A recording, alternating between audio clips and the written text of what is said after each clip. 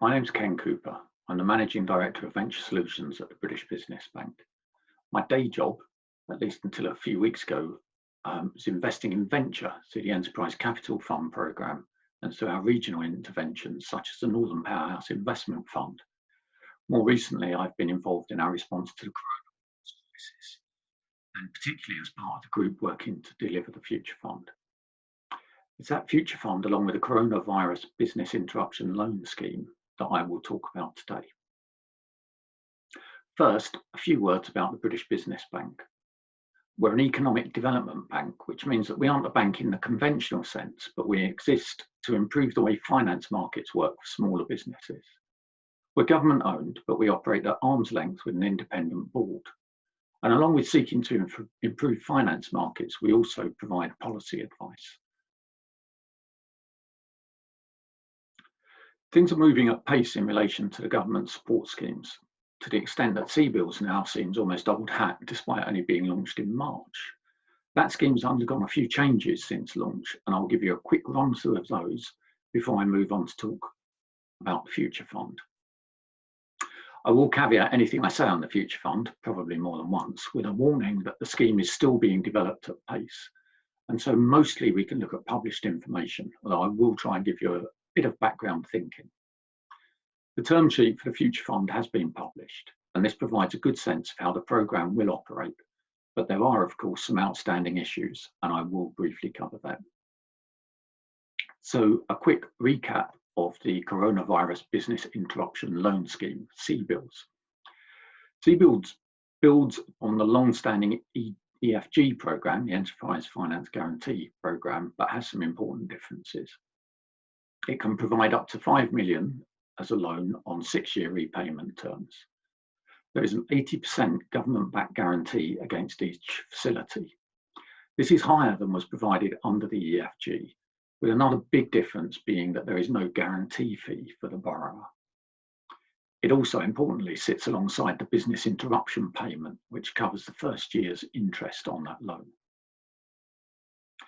Due to concerns that borrowers were being asked to take too much personal risk, the scheme no longer allows for personal guarantees to be taken for loans of less than £250,000.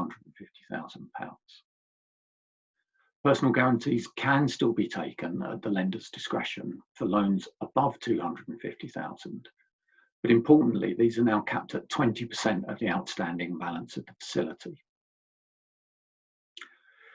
In the first iteration of CBILS, there was a requirement for lenders to assess whether the company had sufficient security to borrow without using the scheme. That had slowed delivery and led some to question whether this was fair to those businesses that had assets, which would miss out on the business interruption payments. So that requirement has now been removed. Similarly, the requirement for more generally for lenders to consider if they could have provided a loan without using CBILS has also been removed. It's my last slide on CBILS and just pulls out a few last points. The first three are eligibility requirements, where the borrower has to be UK based, have a viable proposal, or importantly, a proposal that would have been viable other than for the COVID crisis. And they have to be able to self-certify that they have been impacted by the coronavirus crisis. The next two measures have been taken to speed up the provision of loans. So we've simplified and automated the process for loans under £30,000 and streamlined the portal that we use for lenders to register loans so that they can register those loans much more quickly. We've also streamlined the process for accrediting new lenders and put a much larger team onto working through the applications that we have. And then the final point on that slide is worth being aware of. The guarantee applies after recoveries, and the borrower will remain 100% liable for the debt. So it's a common misconception that the government will just pay 80% of the loan under the guarantee. There have to be recoveries first.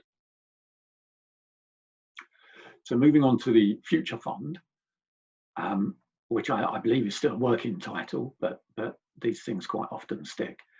So I'm gonna start my presentation on the Future Fund by reminding you of the caveat that I put on earlier, that this is a a very fast-moving programme. The scheme was announced with some outline details and a term sheet on the 20th of April.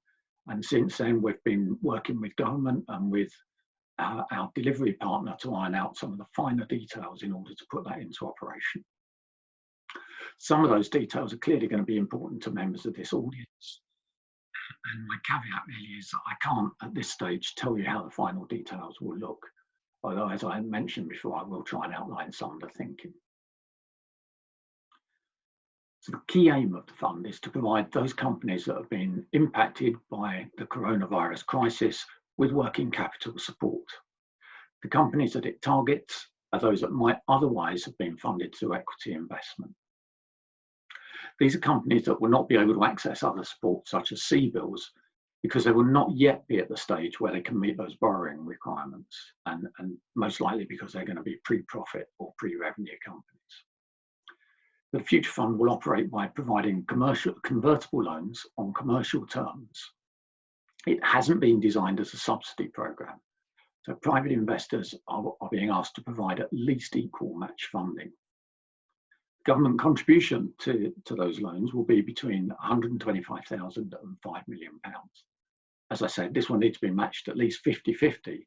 It will be possible to overmatch, so the round size could go beyond £10 million. The fund will launch next month. There's a lot of background work going on to ensure this happens, and it will then initially run until the end of September. If anyone knows quite when the current crisis will end, please let me know too. Thank you. So looking at this through the lens of the business being supported, we have a team that's tailored to support those companies that couldn't benefit from CBILS or any of the other forms of support that the government put into operation. It's going to make money available for working capital. And we have quite strong evidence that the flow of venture capital and business angel investment into new companies, that's companies new to those investors, has slowed considerably. This has prevented many companies from reaching their planned target investment rounds, and this is exacerbated where reduced revenues have happened because of the lockdown, and that's brought forward the need to provide finance. I think it probably goes almost without saying that it is much harder to make a new investment in a situation where you can only have virtual meetings. So the scheme will benefit a wide range of companies without any sectoral restrictions. It's expected, though, that just the nature of the scheme will naturally weight it towards those innovative companies, so the high-tech companies. And then the last thing really to note on this slide is that the scheme has been designed so that those convertible loan notes will convert into equity. That's to enable the government to have a chance to benefit from the winners, recognising that this is quite high-risk financing. I mentioned before that the scheme is open to a wide range of applicants. The term sheet published when the scheme was announced set out some additional criteria. There are still some details being worked out, but the working assumption is that it's for UK registered companies with a substantive economic presence in the UK.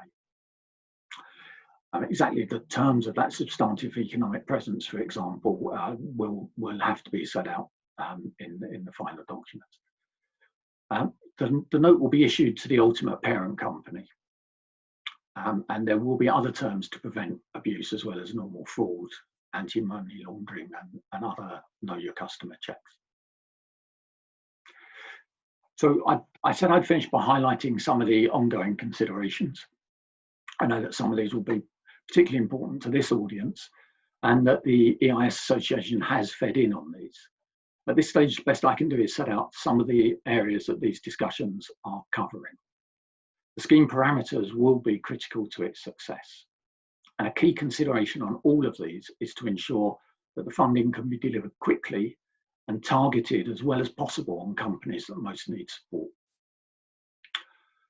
So I mentioned the EISA has fed into discussions on the fund and particularly around the interaction with EIS and CDIS, where there are questions around whether participation in the CLN will impact tax status and even whether EIS investment might be matched.